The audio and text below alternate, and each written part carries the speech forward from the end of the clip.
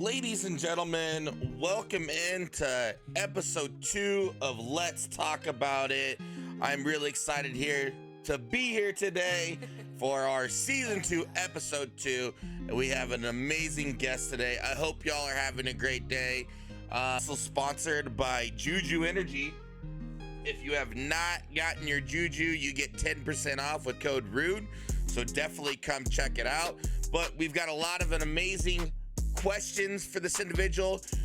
Speaking up, our guest of honor is Oyoi Frenchie. He is been in the Taco Society really since day one. Fairly not really consistent streamer, but he does stream when he tries, and when he does stream, it's always gold. It's always great content. Everybody, if anybody doesn't know this man, they should get to know this man. He's a phenomenal individual. I've known him for probably over 2.5 years or so. And I'm really excited to have him on the show. So, without further ado, let's bring in our guest of honor, Mr. Oyoi Frenchie himself. Here we go. Frenchie, we've known each other for quite a long time, but a lot of the people are kind of wondering, like, how you came about here. What started you getting interested in content creating, streaming, any, even on, any platform? What started? Because I know you are an avid introvert, so for you to kind of reach out and go into that field, what started that for you? Yeah, I mean, I hadn't heard of Twitch, and I even don't know how old it is now. I hadn't heard of Twitch until actually Muorgasm said he was going to stream, because I knew I worked with Muorgasm, and so when he said he was going to stream on Twitch, I thought, I'll eventually get around to doing a login and create an account. So I hadn't even heard of it, and some of the nephews have been like watching streamers on YouTube and things like that. So I was definitely not into streaming or even watching it, and it wasn't until Muorgasm went on to Twitch that I started watching him and others, and that's how I found yourself, just by searching for good quality content creators.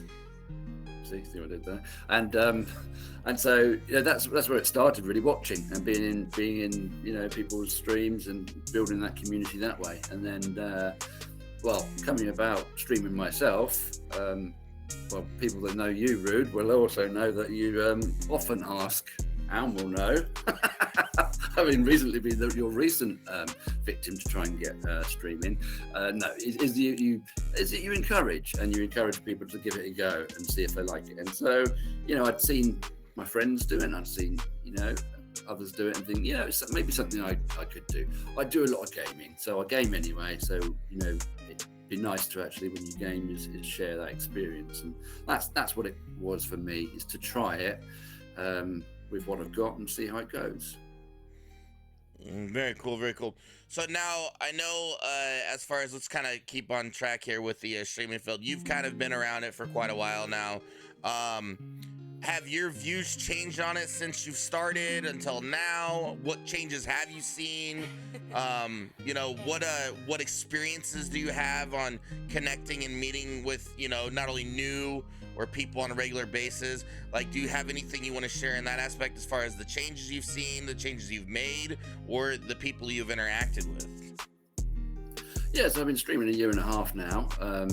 And it was not quite as regular as I'd like to at times, but it was quite nerve-wracking, first of all, thinking, what am I doing? But I'm comfortable with it now. Like you say, I'm a bit of an introvert until I get to know people. Then when I get to know people, then I'm a bit more outgoing, a bit more crazy. So I do enjoy it. Things that have changed, I mean, I was just going to try it out with the PlayStation and stream straight from the PlayStation. I don't really have any gear. I have the iPad in front of me with the comments coming up, so I don't really have much going on. I would like to get to the point where I'm, perhaps using some overlays and things, because I've tried and failed with a few of those with console streaming. I'd like to get to a point where I can make it a bit more interesting, but I try and make it as interesting as I can with just me. So it's really difficult. It's an entertaining business, isn't it? So you've got to be on your game and ready to entertain, and hopefully people will join, and I like it. I like the fact that some people come along that I know and that we've got relationships with, but it's also nice to see just random people pop into your stream and check out what you are and what you're about, and spend some time and help you through some gameplay. So yeah, I'd enjoy most aspects of it, to be honest. So kind of talk a little bit more here on that, more on your side of the fence. What I mean side is that I'm talking in the UK now, venturing over there on where your living's about. I've never been there. I don't know what it's like. I have no idea what to think. I just learned that pants means shit, recently, or something, or rubbish. Like what, like, I mean, there was an avid following for UK streamers. I mean, when Mirgasm was around, if nobody knows who Mirgasm is, when he was around, they all kind of stuck together and really tried to like UK, the dedication. Can you speak on like how dedicated the UK, like why are they so fascinated in the social platform? Like why are they, I mean, like even such as yourself, you're here every single day when I'm playing. You've always been there. I mean, Hamalim, Monkey Tart, you guys have always were like, what is it about the UK or the British that are just enthrived in streaming or gaming or any sort of platform? Can you speak on any of that? Well, I can't speak for everyone, I guess, but gaming has been a big thing me growing up, and I know it has been for quite a few of my generation, and obviously now those younger than me in the younger generation. But I think we're a fairly loyal country. Very, we look after each other. We try and look out for each other. So when we make connections, I guess we make connections online to you and to fellow tacos who look out for you day in, day out. It kind of is a big family. So you wouldn't let your family down, would you? So I think that's where certainly I come from. Is you don't want to let people down, and want to be there for people. I think we just love gaming, and I think if this is fairly new to me, but I think it's fairly new to us over here. Is that actually if you're gaming and you can share with people and grow your community.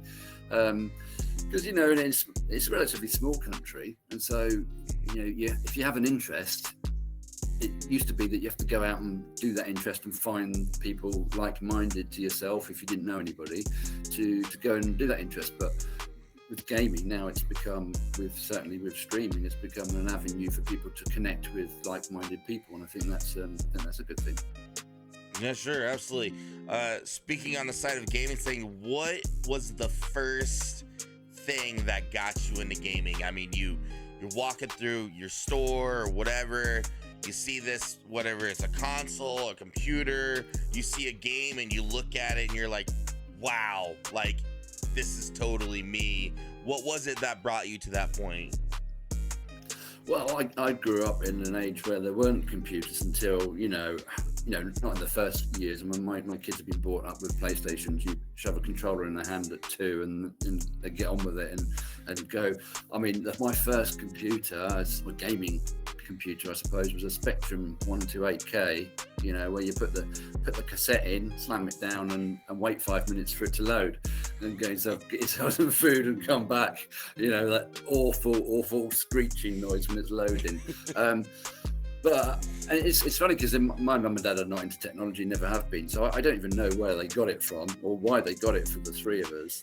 My brothers aren't big gamers now. They don't really into consoles. The kids are, but they're not. But obviously something struck with me that it's something that takes you away. I mean, I used to play the football games mainly. The soccer football games.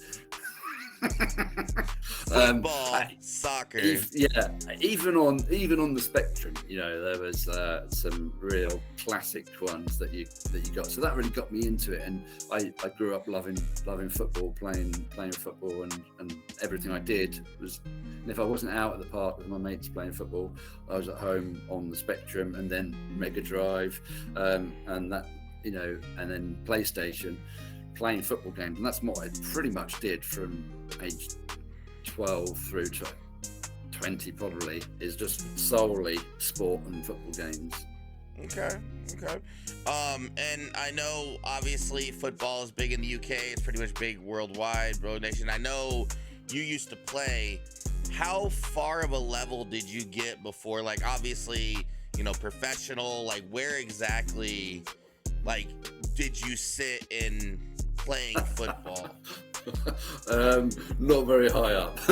Sunday League standard. I was pretty good at Sunday League standards. So Sunday League standards, you're people who just don't quite make it, and all meet on a Sunday to kick 10 bells out of each other, because that's pretty much what the standard was on a Sunday. I was a decent enough player, but just didn't have the time or ability to step up to the next level. To be fair, didn't really go for many trials. I went for one trial, and that could was have gone locally, pro, but he got a knee injury. So not something I pursued. Not brilliant, but didn't quite make it. But Sunday League, having chunks kicked out of you on Sunday morning was always a pleasure. Have you ever been in a position while you're playing and you see a slide tackle or you see something and you see dude just get decleated and you see it, like, is it slow motion in the air, or have you felt it yourself, or I mean, how brutal can those be?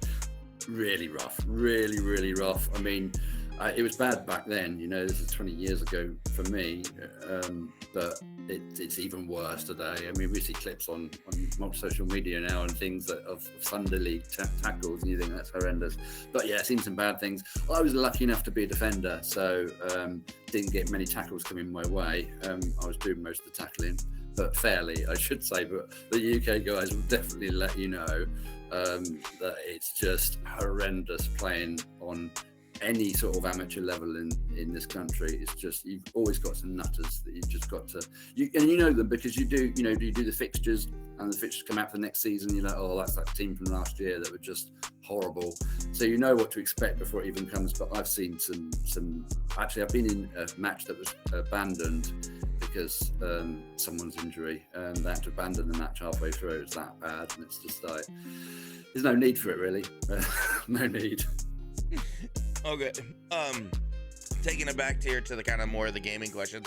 So, you said what your first system was. What's the first game that grabbed you? What's the one that you had to, like, I mean, from then till now, you had to be, or a series, it could even be a series. Like, what one that was like, okay, I'm die hard into this? Well, I would say FIFA, because I've played FIFA since the first one. FIFA International Soccer was the first one, and I played it since then. But before then, I was really the Pro Evolution, in the Pro Evolution camp, whatever they call it now. So I did switch, actually, after a couple of years to FIFA. But I've played FIFA since the beginning, so that's probably the one. In terms of realism, if you wheel back 20 years or whatever it is, it's been going 23, since 99, wasn't it? So 24 years, or 98, I can't remember. But that's the one I'd say that I was really into, and buy every year, despite the fact that every year doesn't really improve by by a tiny little amount. I still managed to buy it, even though I saved myself. Nah, not gonna get this year. I end up getting it. Okay. So my next question is if there was a game universe you could live in, what would it be? Oh, that's a horrible question, isn't it? Probably something Star Warsy. Actually probably something Lego Star Wars. Probably the Lego Star Wars saga would be brilliant, because they're epic. The Lego games. They're really cool. So yeah, something Star Warsy most likely. Okay. Speaking of Legos, I know you're an avid Lego collector, builder. I know you have quite a few. This man is so serious when it comes to his Legos that he actually. I thought there was one time you broke a Lego while you were playing or whatever. It didn't. It just happened recently, I thought. And you know, this man really pours his heart and soul into his Legos. He's got tons of them. Huge Star Wars fan. Is there been one of your most difficult pieces to build, or is there one that you know, just kind of like, I guess, what gets you in the mindset to building a full set of one of the Lego structures you build? Yeah, I mean, Lego. I love Lego. I love building it. It's a chill out thing for me. I just like the way they're finished. They look so, you know, not realistic, but you know, so in tune with the theme of what you're buying. I know I did the Millennium Falcon once for that build, and that took a serious amount of time. And we've just actually last year did the Disney castle, so Amelia built most of that, to be fair. But we do like Lego in this house. Do like building. Don't find it, you know, so challenging. I can follow the process and follow the guide quite well. So you're good at reading instructions, is what you're saying. Yes, See, I'm a rule follower. you are good at reading instructions. I'm terrible at reading and following directions. Anywho, well, the next thing we always like to do is we like to go into all the tacos that have asked you questions. You've been the taco of the month. We've been talking about you promoting this all month, so I know there's quite a few questions, so I'd really like to start diving into those. So we're gonna go ahead and do that. With that being said, here, get this set up. So Mama Pumpkin is starting off here for the first couple questions here. Her first question was, what is your favorite way to spend your day off? Day off work, relaxing, spending time with the family. Actually, mostly when I take like a few days off, maybe a week off, I do a bit of decorating, so painting around the house, making rooms look a bit newer and fresher. So like decorating, relaxing, spending time with the family. That's if we don't go away. And if we got a holiday, then that's a different story. But yeah, just not working, basically. Okay, not working. All right, her next question is, what was your best vacation you've ever taken, and why is it your favorite? Best one I'd probably say is when we went to New York in 2019.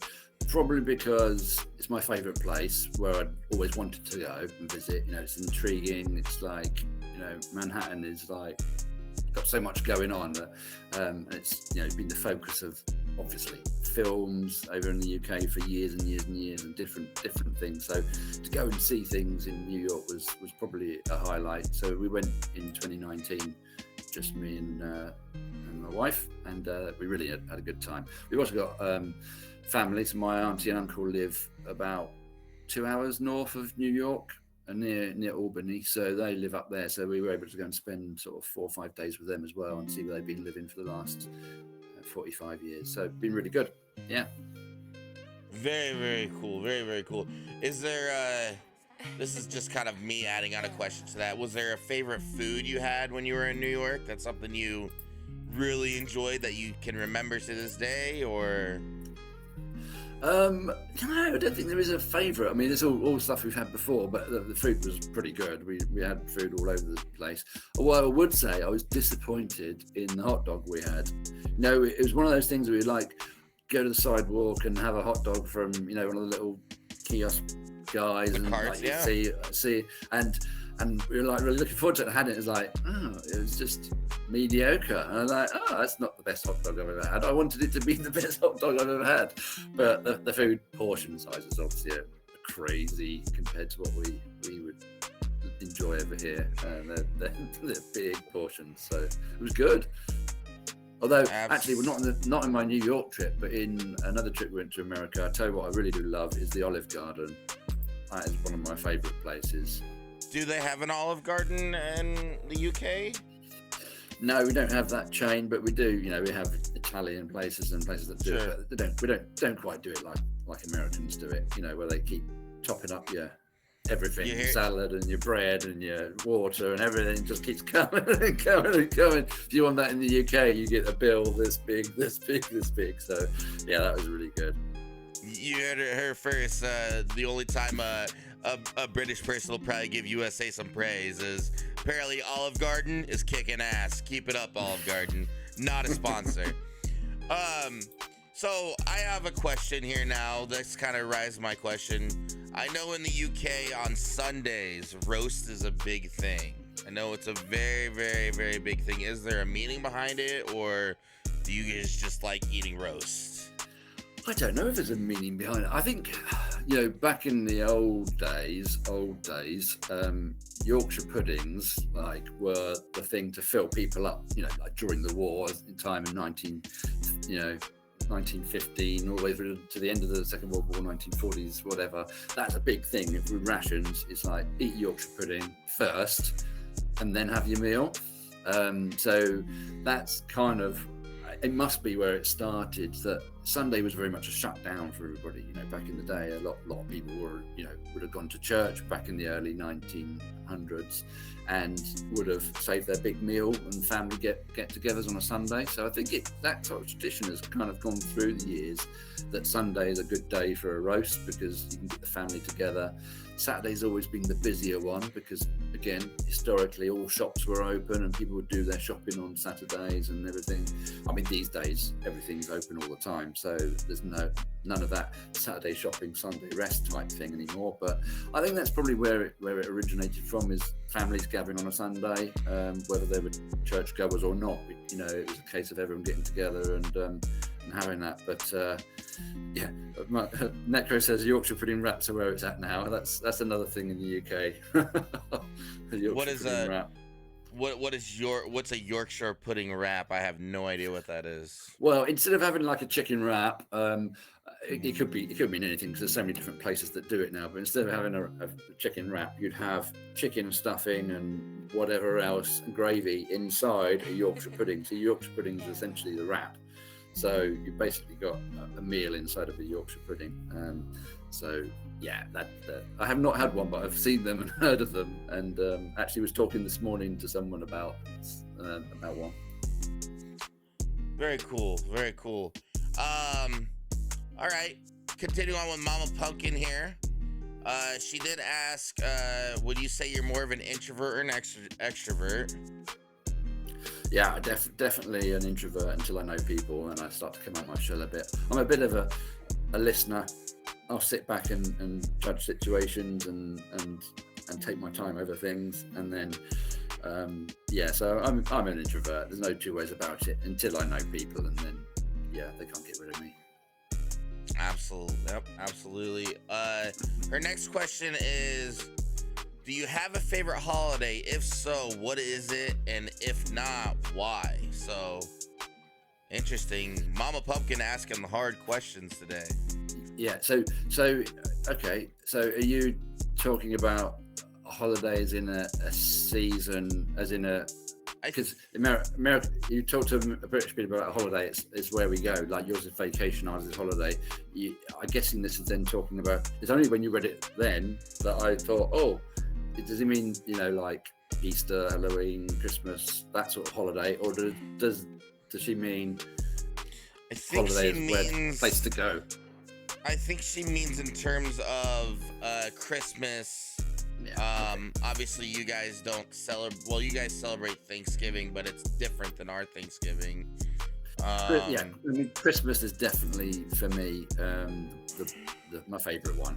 It's most people and most of my family get time off over Christmas, so it is one occasion where at some point between Christmas Eve and New Year we will all get together, if not multiple times. So Christmas is definitely number one for me. People are generally more busy around Easter and tend to go away, and so Easter's not really, but family time at Christmas, can't beat that.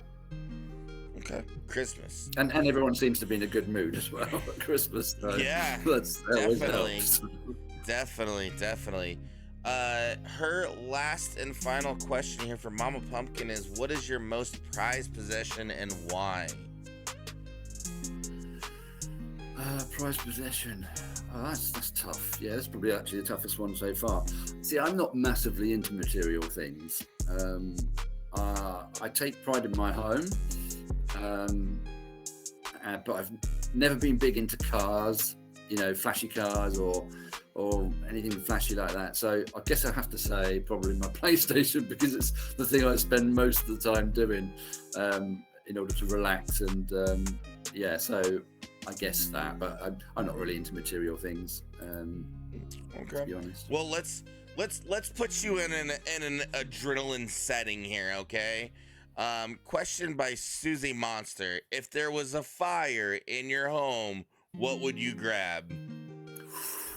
Ooh, the dog. The dog. Oh, and the kids and the my wife. Dog. Yeah. And the kids and the wife.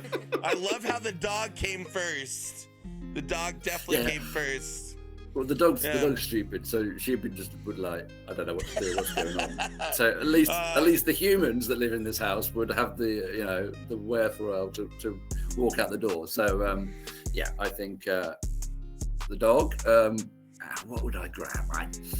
I don't know. It's all insured. I mean, at the end of the day, all possessions in here. If the house were to burn down, yes, it's terrible, awful, but it's all replaceable with money. But people and animals are not replaceable. So definitely get them out of here.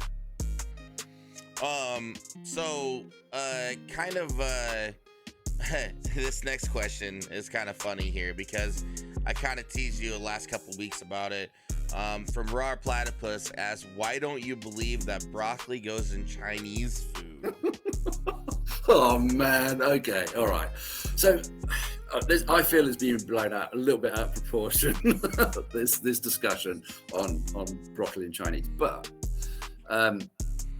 it really depends on what you're classing as broccoli here. Okay, so I know that sounds a stupid question, but if you're referring to the broccoli that looks like a tree, then I'm definitely correct to say it's not a Chinese vegetable. So my argument was, okay, you might get Chinese food with vegetables in it, and broccoli might be in it, okay? Because that is what your American Chinese restaurants are providing you. And it tastes brilliant, okay? No problem. But my argument was, and this is where it's been taken out of proportion, is broccoli that looks like a tree is not Chinese, all right? It's not a Chinese vegetable, all right? So Chinese vegetable, the Chinese broccoli is actually more spinachy, cabbagey looking. So it's like a cabbage looking vegetable. So there is a Chinese broccoli, but it's more cabbage looking. All right. So all they've done is put chicken with broccoli and put some Chinese sauce on it and go on it's Chinese. That's fine, but it's not Chinese. See, when you say like a cabbage type of broccoli, I think of more like Brussels sprouts, like little tiny Brussels sprouts. But like so to me, obviously, U.S. Olive Garden's doing it right, but broccoli apparently is frowned upon in the UK in your Chinese dish. No, I'm kidding. It's frowned upon by me. I bet you the UK guys are like, oh yeah, I've had broccoli at Chinese and it's all right. But I'm sure it tastes all right. But my argument is broccoli is not a Chinese vegetable. I don't think anyone can argue with that. I remember when this conversation first took place. Like, I remember Zaxter was actually in the chat with us. And he's like, why would you even put broccoli in your Chinese? Like, why would you do that? Exactly, broccoli's for your Sunday roast. It was hilarious. You put broccoli on your Sunday roast, so you don't put it on your Chinese. Yeah. Oh, man. I tell you what, if y'all haven't been around in some of Frenchie's streams or around and not seen or heard or seen Zaxter Boy play games, he's absolutely witty. This kid can come up with some really snarky, witty comments out of nowhere, and they just crack me up. I every time I hear him, I'm just like, God, this kid. It's funny. Muddy Dog asks, what is your favorite, and I'm gonna say this right because I had to make sure this wasn't what it was, but poutine as far as pasta. All right, so I don't I wasn't familiar with this. I think it's a Canadian thing, right? Is that gonna? I don't know. The chat might know. Correct. It's a Canadian dish. I think isn't it chips, cheese, and gravy? Is that what? I think that's what I believe it to be. So I don't know. It's not a big thing in the UK. Well, I certainly don't know if it is or not. But I have cheesy chips. I like cheesy chips, and I like chips and gravy. But I don't think I've ever had cheese, chips, and gravy, so I wouldn't know. Sounds like it could be nice. I mean, I'm happy to try it, but yeah. So no, not a big dish over here. So if it's a Canadian thing, then good luck to them, I'd say. This question here comes by Wild One Double XL. Kind of answered it, but I'll let you go ahead and go at it again. What brought you into streaming, and can you see yourself streaming for a longer period of time? I'm guessing she means in like years. Really good question. Yeah, well, a mixture of things really. So obviously brought into the streaming sort of world by Murgasm and watching him and building communities, and that's kind of what got me interested in it overall, but and the way he did it and engaged with people, but equally of course yourself, Rude Boy, in terms of encouraging and saying you can do it and give it a go, and yeah, that, you know, pressuring me, battering me down, weakening me, yeah. All those things. That is that. I don't really know. I don't really know how long I will be streaming for.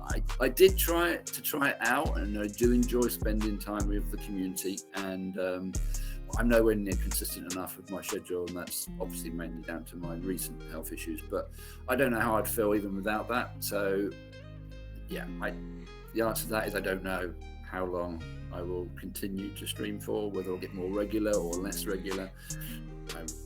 I like playing games with friends and having a laugh doing it. So life is busy, kids are growing up fast, so honestly don't know what the future holds in terms of streaming. Okay, this is a good question. I like this one by Cambo Combo here. What is the constant roadblock when it comes to streaming? So what is your constant roadblock when it comes to streaming, and how do you overcome it? So what I'm thinking he probably means is when you're getting ready to flip that switch, go live, is there that roadblock there in between, and what do you do to make yourself comfortable to overcome that? Yeah, I think the biggest roadblock for me is what game to play. It's still in my head. What game to play? I mean, I've always said, stream what you want to stream. Stream games you enjoy. As long as you enjoy it, that's all that matters. And I believe that, okay? I know what games I like to play, but constantly ask myself, you know, is that going to attract or entertain people? I mean, I love PUBG.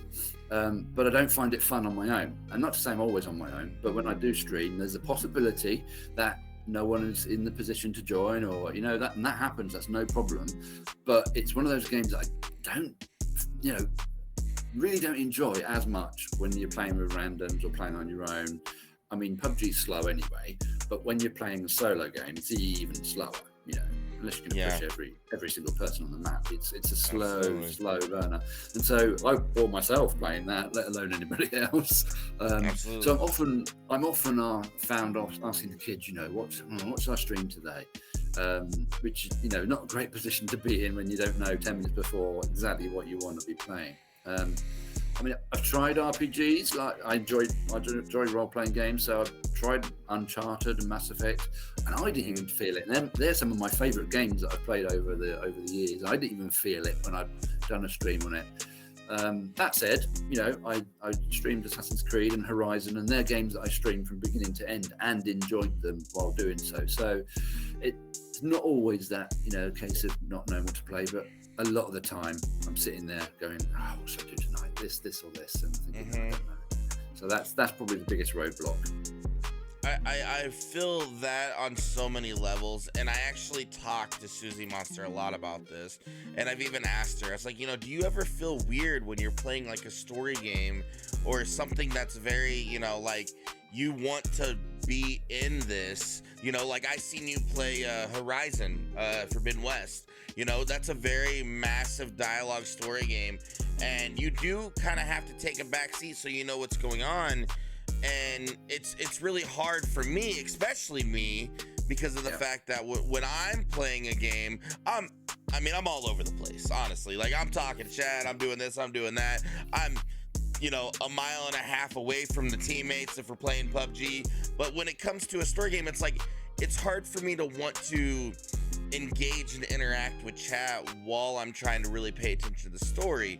And then in your head, when you're playing those games, you feel like, oh, this would be a good game to play on you know, on stream, on Twitch, or, you know, live or whatever. And then you start playing it and you're just like, I don't know, like, I don't even want to continue this. And then, you know, you have some of them diehard individuals that really love that game are like, oh, you got to keep going, you got to keep going. But if you're not feeling it, people see it, your viewers see it, your friends, your family, and they want you to look comfortable in what you're doing and you enjoy. So I understand. I relate a lot to trying to think of what it is 10 minutes before you get on and go on. And to me, it's just multiplayer games seem to be a little bit easier for me to stream than story games. Yeah, I think there's an element of, you know, a game like PUBG or Fortnite, which lasts, you know, between 10 and 25 minutes, is kind of ideal because you just repeat and repeat and repeat. So someone can grab that moment in time and enjoy that game that you played.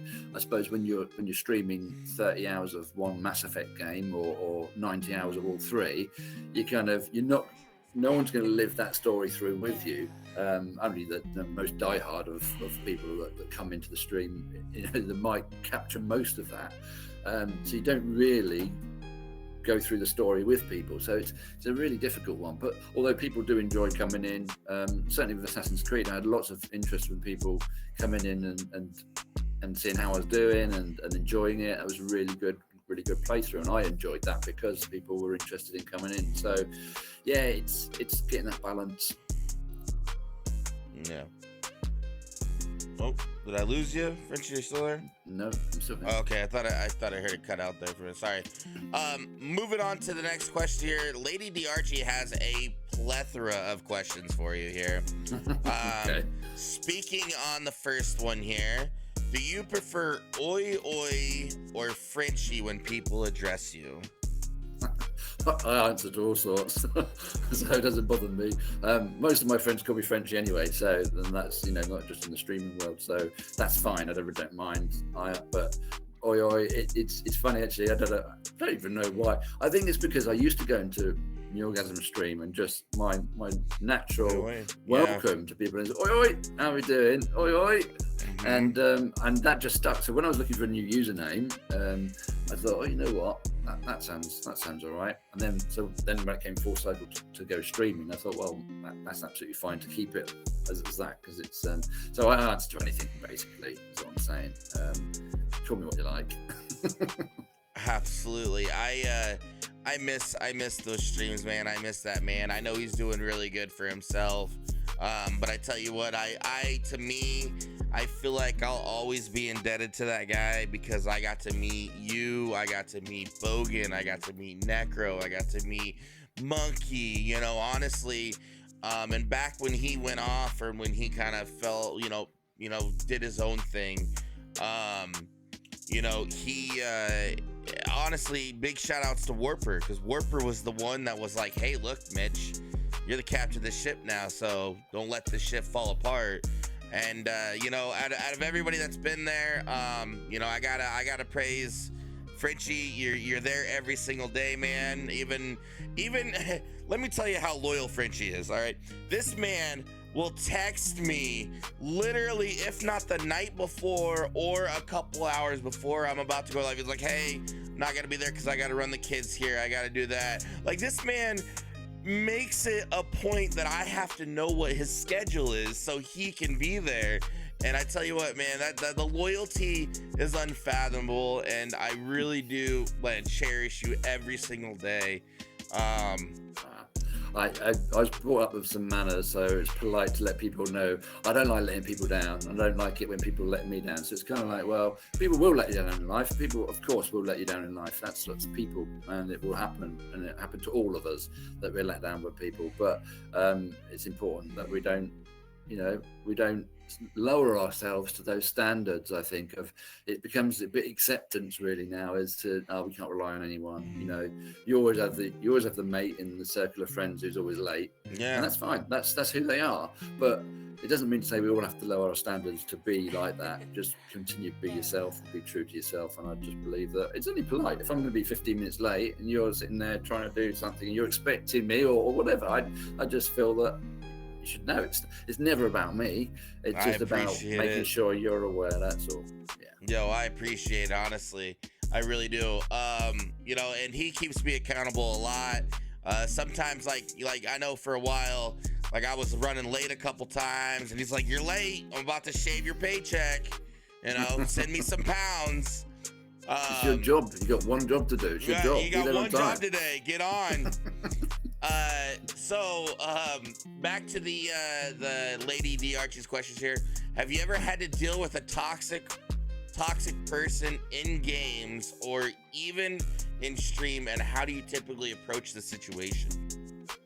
Right. Well, fortunately, not so much yet. I mean, I guess the longer you stream, the more likely you are to come across people like that. I did have a game early on though in Rogue Company once where I lost connection to your team. When you're in the parties and sometimes the party broke up and it threw you straight into a game. It did that with me and dropped me into some randoms, and because I wasn't ready for that and probably not got the greatest of setups, I couldn't mute them and couldn't play whatever. So I was chatting with chat, and they obviously thought, oh, he's a streamer, and they didn't like it. So they didn't appreciate me streaming. They were, you can't share our audio and all this sort of stuff, and I just thought, wow. So I got them killed and then moved on. On Rogue Company, that is. That's not how I deal with people. No, on Rogue Company, got the squad wiped. But other than that, they didn't really want their voices heard. I mean, I don't think they realised I had 2 viewers at the time, and I wasn't a big cheese. But it was funny regardless. But I wouldn't let it affect me really. We move on. People can do what they like. We've got mods for, and if someone comes in and starts throwing it about, ban them. Can do without it, to be honest. Yeah, honestly, big shout out to all the mods, man. You as well, Mama Pumpkin, Susie Monster. There's been many encounters that I've had where people have said some things, done some things. Even yesterday it happened, and I didn't even know because it was in Spanish. But you guys are always on top of stuff. You know exactly how to run the thing. All I know how to do as a mod is to do shout outs. So I need to take some notes on that side of the fence. You guys really, really put it together really well. The next question here by Lady Archie. If Mitch is the Taco King, does that make you the Prince Taco, or does that roll defect to his son? If the latter, do you plan to stand a cup? I'm not sure what she means by the second half of that question. A coup, so to take over, yeah. So mutiny. Okay. Yeah, mutiny. Yo, hey, it's not Lady about Archie me. trying to start some drama here. Oh yeah. Hey, no, look, I said before, it's not about me. I'm not here for names or accolades. I'm here to support the main man. That main man, that in turn supports and encourages every single taco that comes through that virtual Discord door. It's about this guy, not about me. I'm here to support and be there as much as I can, but Rude deserves his title as King Taco. I'm just here as his mere servant. And to keep him in order, and hopefully within 100 meters of his team on PUBG. Other than that. So if you couldn't play a first-person shooter, what game would you prefer? What genre? So I didn't. You know what? Wasn't really into first-person shooters until like recent years, in the last 10 years or so. So up to when I was 30ish, it was all about FIFA. It was all about not about playing COD. I hadn't played a COD game probably until I was about 30. Just didn't interest me. So yeah, I'm all about the first-person shooters now. But it would be RPG. It would be role-playing, story-based games, basically. That I play off stream. I love role-playing games. Mass Effect is my favourite series, followed by Last of Us. If not Last of Us is first, but I don't know. Mass Effect probably first. Last of Us. I love playing the Uncharted series, Tomb Raider series. Those sort of games, which interest me. The stories and yeah, just want you to play offline without sweats being there all the time to shoot in the back. So yeah, definitely would be RPGs. So the next question here by Lady Archie is, when playing PUBG with Mitch, who should be driving at all times, you or him? Neither of us. No. Have you seen the clip of me with Evil Recon on the bike? That's on the clip playing, and if you had the audio on that, oh my days, it was just so funny. I crashed like 3 times before I actually killed us on the bike. Look, I'd rather not drive in the fear of killing us, and I hold my breath the entire time Mitch is driving. So you got to remember, he's only terrible 5% of the time. Oh my god. Yeah, and you know what? To kind of add on to that, lately, man, driving has been hard. I don't know what it is. It has been hard. It always used to be 5%, but I gotta say, Rude, I think it's slipping to more like 8% of the time you're terrible, and I think so. 92% of the time you're good. Yeah, I think 95 has dropped. What is your favorite color and what is your favorite dish and why? All right, favorite color is blue. Blue is the color of my football team, Portsmouth. So I've always been brought up with blue being the best and red being the worst. So you won't very often see me in red, if ever. I don't own any red clothes. Only the red hat that I've got for Thorpe that he redeemed. But other than that, I don't do red. Favorite foreign dish? Oh, you know this one, Rude Boy. My favorite foreign dish would be a curry. So Indian. Definitely curry. I cook an Indian curry for the family every Friday night. So and I make my own onion bhajis. So we're getting good at this now. But yeah, curry is my favorite. I do love a Chinese, but I don't know actually. No, curry, I would say. I have a feeling that when I do come, it's gonna have to be on a Friday, because that's the good supper at Frenchie's house. They have curry every Friday. Zaxter Boy will let you know that it's Curry Friday. All right, here. If you were to become king of the world, or if you were to become king, I think she meant if you were to become king of the world, what would be the first law you would make for a global population? Oh, first law. Be nice all of the time. Rule number 1, only rule, be nice all the time. And if you don't, then, well, is it off with your head if you're a king? I don't know if that's appropriate anymore, but, hey, I'm the king of the world, so off with your head if you're not nice. No more toxic nonsense, no more calling each other out, this is it. Off with your head if you're not nice. That's probably it. So ruthless. So, in a sense, that's like not nice at all, is it? But at the end of the day, I'm king, so I don't need to be nice. What are your streaming goals you have? Well, I guess to get a better setup. I could get a better setup so I could do some overlays and things and make it a little bit more interesting when people are hanging around and in stream. So probably if I were to be continuing, to stream on a regular basis, then it would be to do that. But that costs money. And you know what? When you've got a family, everyone knows it, that things have to prioritise. You can't be selfish with your money, really. So it's a case of I do have lots of nice things, and it's just weighing up what is more important to me. Is it I do get some money that I can spend on my own, don't all go on bills. So what my priorities are. Do I spend it on do I spend it on PlayStation games? Do I spend it on my Lego, or do I spend it on my streaming stuff? What's more important? I don't know. No, I'm working through that. Get a better setup will probably be a streaming goal. Okay. Better setup. Question here.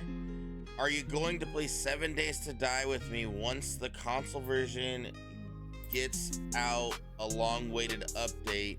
I can't shoot to save my life, so you and Mitch can protect me while I look for shiny things. Brilliant. Yeah, it's not on console, is it yet? Is that what we're saying? No, no, it's not. So there is a version, but it's not the computer version. So it's almost like two different games. Okay. But yeah, so I think she's asking when the computer version comes. She wants to know, will you come play with her? For sure, yeah, absolutely. That's Lady Diarchi, yeah. Oh, absolutely, for sure. Because first of all, I'd love to play some games with Lady Diarchi, and secondly, yeah, it's a pretty cool game. I've not played it. I've watched you play it, and I've watched a few people play it before, and it doesn't, it's quite interesting. It's like a adult Minecraft, to call it. So it's pretty cool, isn't it? I quite like it. But I'd absolutely love to play that with Lady Diarchi. If there's one thing, going off topic, the one thing that saddens me about streaming and about tacos is we haven't actually got Lady Diarchi to affiliate yet, and it's been it's taken so long that it actually hurts me every time I see her name pop up, because she streams when I'm asleep, so there's not a great deal I can do in that regard. But please, people, please set up those notifications for Lady Diarchi. If you've got notification for other streamers, make sure she's on your notification just to pop in, and it's just a viewership. She desperately needs it, and there she is. I absolutely love spending time with Lady Diarchi. She's popped into my streams when I've been playing Horizon and all sorts of games, and we've chatted, and that's one thing I feel we need to get together, Tacos. So absolutely. Come on, sort it out. Agree. Man, I tell her all the time that I feel like I'm failing her because I'm trying my best, and she's the sweetest lady ever. And all she wants to do is just hang out and have a good conversation and tell you about her day, and make sure that you're doing okay. I mean, if it comes to mentality, as far as being an advocate, she's a phenomenal woman. I know I can message her at any time, day or night, and she'll be there for me. So definitely, if you guys could possibly just be on the lookout when she's on, let's try to push her. Let's try to get her there. Next question for Monkey Tart says, do you miss the South? Well, I'm assuming what he means by that is you recently moved from when we originally, met, and you are in a different area there in the UK now. So I'm guessing you're more north. I am. So in terms of the UK, for those that don't know the geography, we're not a very big country. So, if you were to move from the south of the United States to the most northern part, I suppose you would go from southern Florida all the way up to, I don't know, near the Canadian border somewhere. I don't really know. To the top. So that's quite I don't know how many miles that would be, kilometers. That's quite a few. That'd probably be about 1,000, maybe more. I don't know. Anyway, so in the UK we're much smaller, but we moved from the very south coast to the very, very bottom part of the UK, so down here, to the northeast, so up here. So it's 300 miles. So it's a big move. We're not far from the Scottish border, about an hour away. So it's a big move for us. Do I miss the South? I miss elements of the South. Obviously, I miss some friends. I lived there since I was 3, so 40 years in that area. I miss friends and some activities I used to do, especially football. I used to play Wednesday night football, 5-a-side, and we used to meet once a month for golf, pitch and putt, the short version of golf. So I miss certain elements, but nothing in terms of regret. The northeast is a lovely part of the country with lots to do and see, and we've made great friends up here, and we love our home. So no, I don't know regrets. I do miss elements of it, but I wouldn't say I wake up in the morning and go, "Oh, I miss my old place," because we don't. We've moved on, and we're happy. Very, very cool. Very, very cool. Question from Wild XXL. What got you started in streaming? Which you've already kind of answered. So if you don't want to answer that, I understand. Would you ever move to the U.S.? And the third question she has is, how do you feel about the Russian and Ukraine war that's going on? Okay, so would I ever move to the US? No, I wouldn't. I do love the place and love to visit. I've been to Los Angeles to do a road trip from San Diego to San Francisco. I've been to Florida before, also New York. And my best friend has actually just moved from the west coast of America to Chicago. So who knows? Maybe that will be one day. Although we said we'd go and see them in Seattle, and we never made it. So perhaps we'll be over one day to Chicago. That might well be on the list now. But no, I wouldn't live in America. They've got too many, weird stuff going on over there for me. too much weird stuff. Seems to be getting worse. The amount of news we get from America. Think, oh well, I love you guys, but wow, no thanks. Even at his core, what he wants to say, he's still a true gentleman, folks. I like it here. It's fine. So that's that. So how do you feel about the Russian-Ukraine war? Right. I'll try and answer that without being too political on Twitch. And I think it's sad, overwhelmingly sad, to a point that actually, how can any of us really comprehend it? I mean, imagine you got to imagine it happening where you live. So your home is destroyed. Your family is fleeing in different directions across the world to unknown countries. Everything you've ever worked for just taken from you through no fault of your own. I mean, where do you even start when that would happen to you? So I don't think any of us can actually comprehend what's happening. Right. I have a colleague at work who has taken in 2 Ukrainian children. For in a few months, their mother's going to join them as well, and it's heartwarming to hear things like that happening around the world, that people are reaching out and taking people in. When I hear stories like that, I wish I could do more. But I have a family of my own, to look after, and focus needs to be on them. But it is overwhelmingly sad and be allowed to happen. And the focus needs to be on the dog too, because dog. Next question here by Papa Pumpkin. Who or what inspired you to be the best version of yourself? I guess that has to be my wife. It has to be.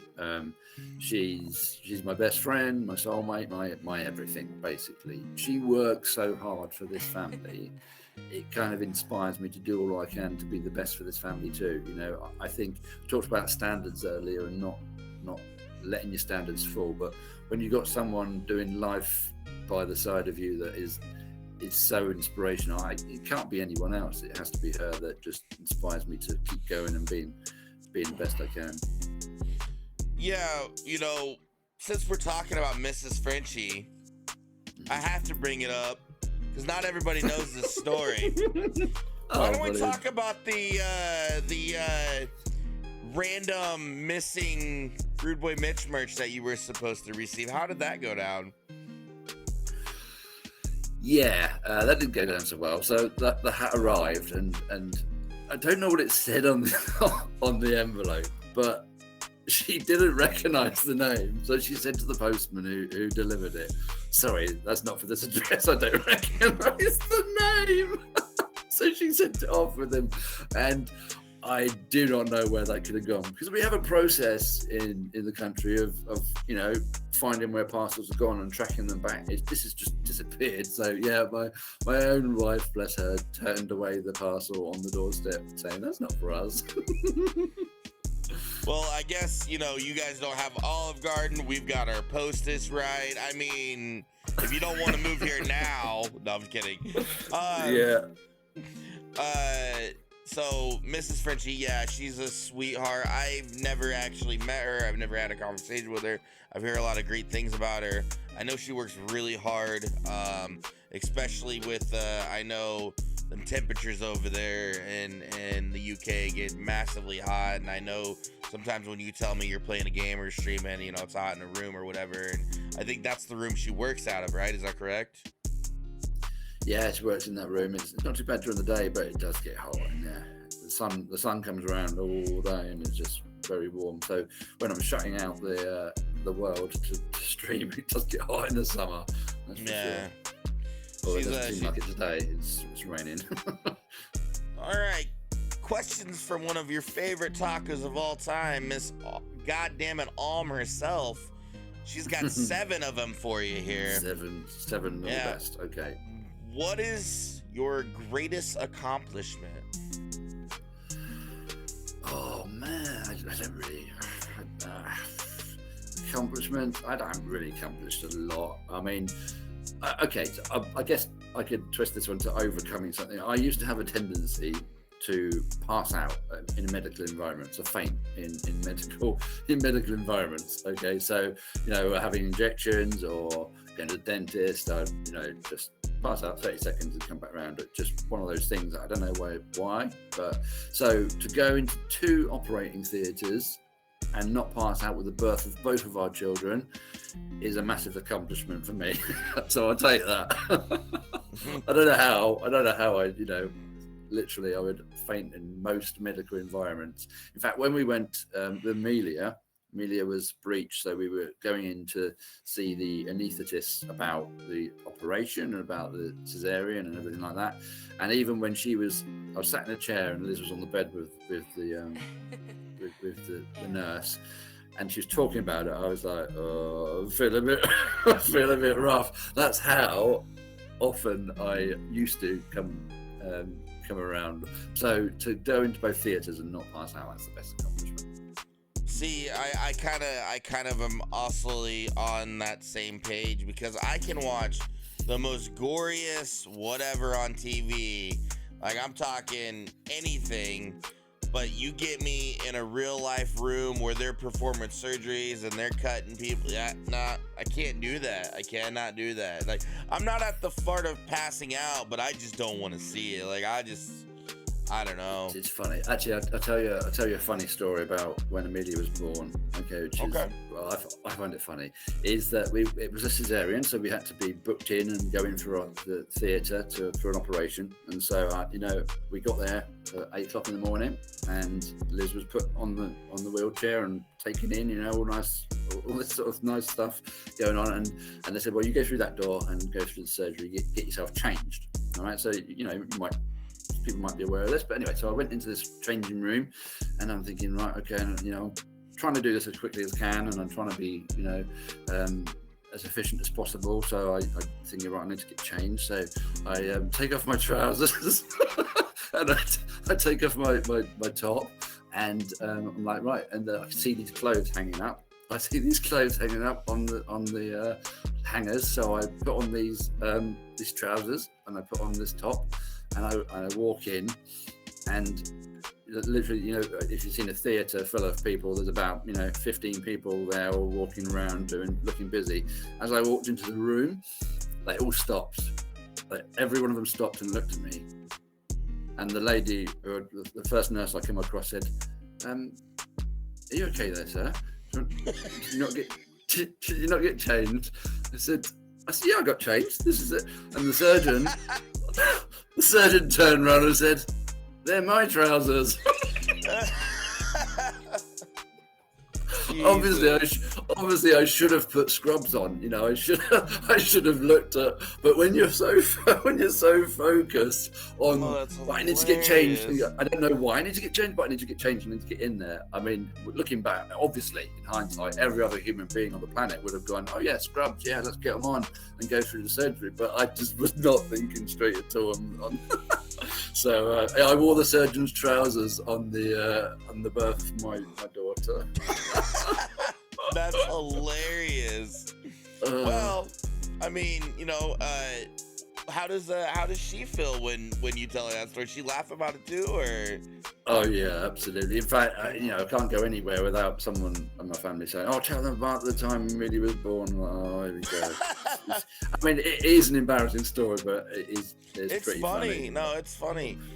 Well, we know you've traveled outside the UK. That was one of her questions. You went to New York. Did you go anywhere else outside of the UK other than the States? Did you go to any other place?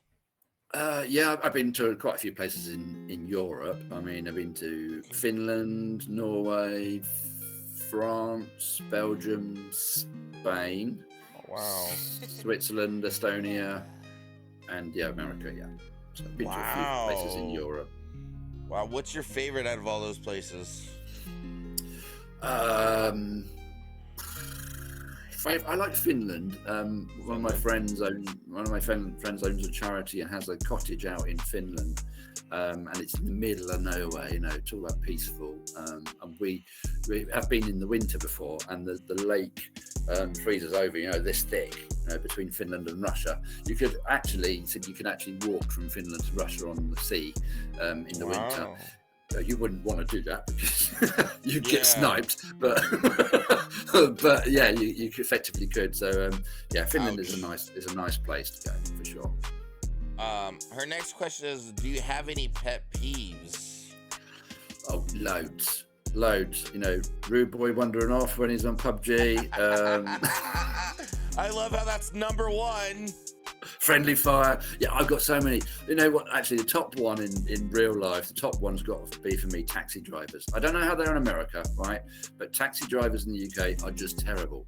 I mean, 99%, if not more of them, are terrible at driving. Now, they are supposed to be professional drivers, right? They get paid for driving a car.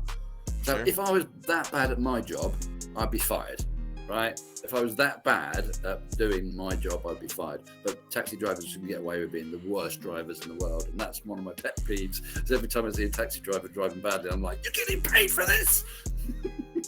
Get better. Get good."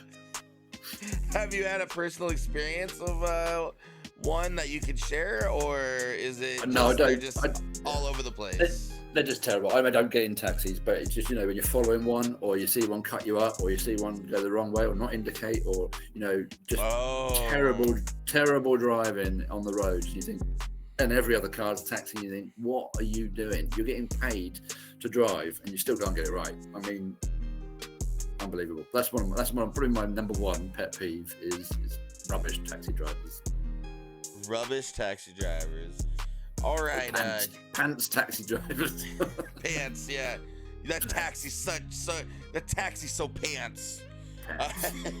Pants. I'm gonna start using that. Pants. You're so pants. What? Do you have any unique talents? Any hidden talents? Anything? Unique? I wouldn't say anything unique. I can play a brass instrument. Okay. Yeah, I could play a trumpet. I could play anything that's a brass instrument. Yeah, that's not bad either. That's very unique. You don't. You can't like crack your fingers or your thumbs infinite times or anything like that. I used to be able to crack my fingers until someone broke them playing football, and now they broke those 3 fingers, and now I can't click them anymore. In fact, I won't show you, but they kind of, instead of rolling like you would be able to roll your hand on this side it just clicks. I can't roll it just clicks. So I used to be able to crack my fingers. Probably a good thing that I broke them, because you get really bad arthritis by cracking your fingers, don't you? So gotcha. Probably a good thing. What kind of music do you like?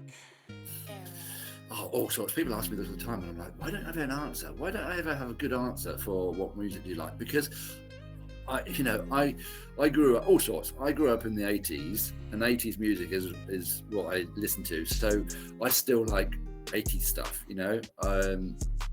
So in terms of pop music, 80s is so cool, and it still sounds cool now. I mean, I also, I also listened to a lot of classical music when we were growing up. My dad was into classical music, so anything in the house when growing up, he would have classic FM on, or just general some of his LPs.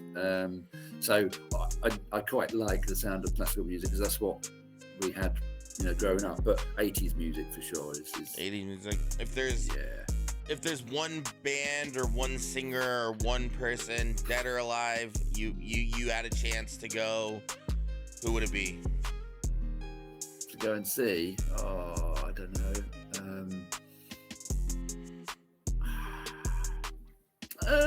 I don't know. I really don't know who I would go and see. I don't have one favourite.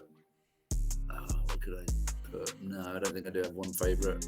I'm not big into going to. I've never been to a music festival as such, or any gig. I've been to a few comedy gigs, but nothing, no musical ones. So. What about comedy then? If there's one, let's just say any one person, celebrity, whatever, one person you'd have to see, dead or alive.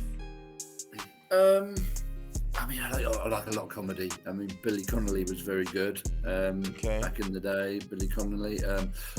Some of the newer comedians are quite good. I mean, Michael McIntyre. Michael McIntyre is very British.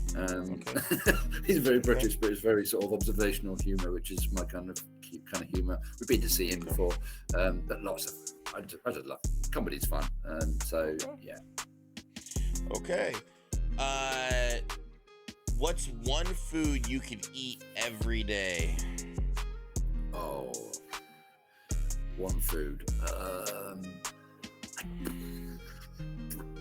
Probably pizza, because you can have a variety of pizzas, can't you? Because if I say curry, I think curry would get a bit boring every day. And so would Chinese, to an extent. I think pizza, you can't go wrong with a pizza, and you can have on it what you want. So pizza for sure. 100%. And last question: do you have a favorite book?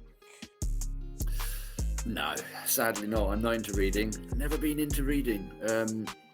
So my wife has read already 40 books this year. 40 books this year. So she's a really good big reader. Okay. So, but I say sadly, it doesn't bother me that I'm not into reading. It's just not something I enjoy. I don't enjoy doing it. My book is my role-playing story game. I'd rather watch a game, play through a game, and have a story delivered that way than I would in a book. Yeah. Absolutely. Well, that is it for all the questions from the tacos. So I have just a couple more. What is your idea of retirement? What is your fantasy retirement when you're done with everything?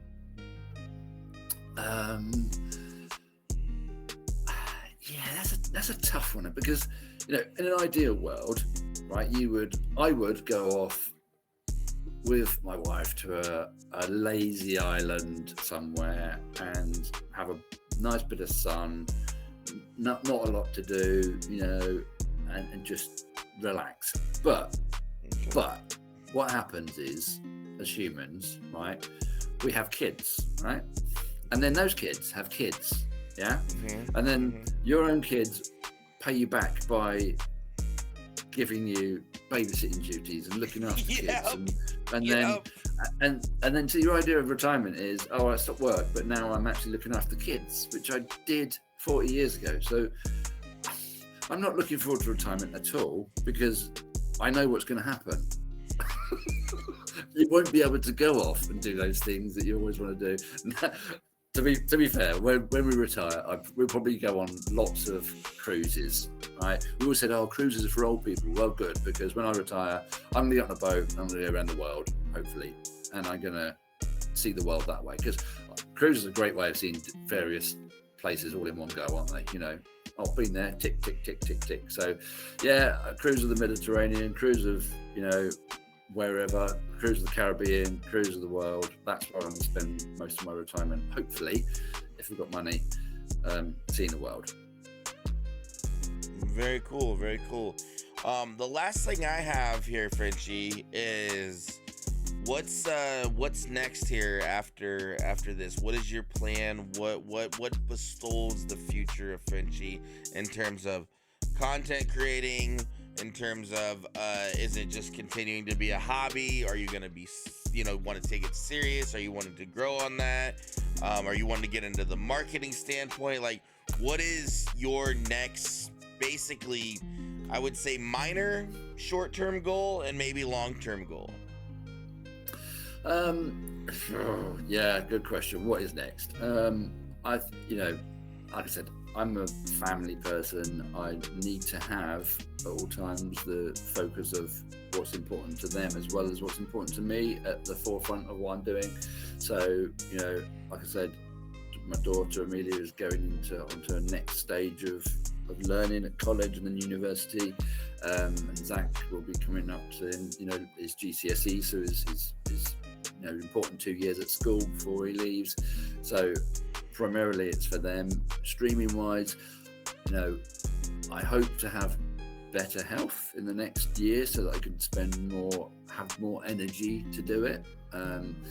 Not bad health, of course. Just the vertigo is quite debilitating, in terms of the fact that you I get to the end of my day, which is when I would be streaming, at the end of my working day and being up for 12 hours, when I then start to feel fatigued because I've been up that long. So to then find the energy to stream at that point in the day is quite difficult, and I think you do need energy. I will go on and play a game anyway, or be on my PlayStation anyway, but there's a difference between chilling and entertaining, and once I get that energy back, I will be more consistent, hopefully, with my streaming. The goal is to enjoy it more, and I think that's the difficulty. Is sometimes streaming is a very difficult thing to enjoy. On a personal level, it doesn't matter if I've got one person there, if I've got 20 people or 100 people. It wouldn't matter. I don't think it should matter how many people you have there. I think you've got to enjoy it yourself. Just think that sometimes, like I said before, it's choosing what to play so that I enjoy it, so that others can come and enjoy it too. That's the challenge. And I think once I get over some, I don't know if it's the 1 year itch sort of thing where you're kind of thinking, is it for me? Isn't it for me? I think I need to do a little bit of searching and say, can I make it better for people to come in? Because I enjoy it, but it's a case of do others enjoy it enough? Yeah, absolutely. All right, so usually what we like to do to here wrap it up is I do like you to plug yourself, and then you'll get to choose who we rate out today. But I have one final question. If you could leave anybody here that's came in, you interact with in the Discord, even see on the street corner, whatever, if you could leave them with one piece of advice, one inspiration piece of advice, what would you say to that individual? Or just follow your dreams. It's so we get so tied up in the what ifs and whatever, make it work for you. I mean, today is the first step, and people say, well, when do I start on my journey to get what I want to go? Well, don't say, I'll do it tomorrow. Don't do it. Today is the first step, and I would say that you've always got to say, what have I done today to make my dreams a reality? If you've done nothing, then you're never going to make those dreams a reality. So if you do have dreams, it's a case of, right, what are those dreams? And sit down today and go, can I get one step closer? Because if every day you get one step closer to it, you're getting somewhere. If you don't even bother, then you're not going to get somewhere. So you can't really moan about it. So make today count and make it your first step. Sure, absolutely. Fritchie, I want to thank you for taking the time coming on the show. I really do appreciate you. I appreciate you every single day. I know there's plenty of people in the Taco Society, in chat, all around that appreciate you. Thank you again for coming on the show today. Anything you want to say or plug yourself before you were to choose? And if you want to go ahead and tell me who you want, but plug yourself and tell me who you'd like to just send all these lovely people over to. Yeah, no worries. I mean, yeah, I don't want to plug myself, but I'd love seeing you all. These guys, I know most of them in chat, and they all pop in and say hello.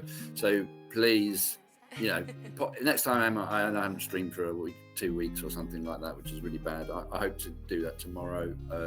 Get back on it tomorrow. But please do pop in and say hello. I enjoy gaming, but I enjoy the community too. So come in for a chat. I'm not very good at games, but come in for a chat and a laugh. We'll entertain each other, and I understand that, especially for most of the tacos that live your side of the world, that most of you got jobs and do jobs during the day, and it's difficult to come in and say, because my timing wise is 8 o'clock, or in my evening, so it's midday for you guys. So yeah, I understand it's difficult, but just pop in, even if it's 5 minutes, and say hello. That's all I ask, really, is to just see people. But I think I don't know him. Definitely follow him. Very positive individual. Love to connect and grow, and always have a good time with him. We do appreciate y'all coming in. I hope you all enjoyed the show, and hope you all have a great, phenomenal day.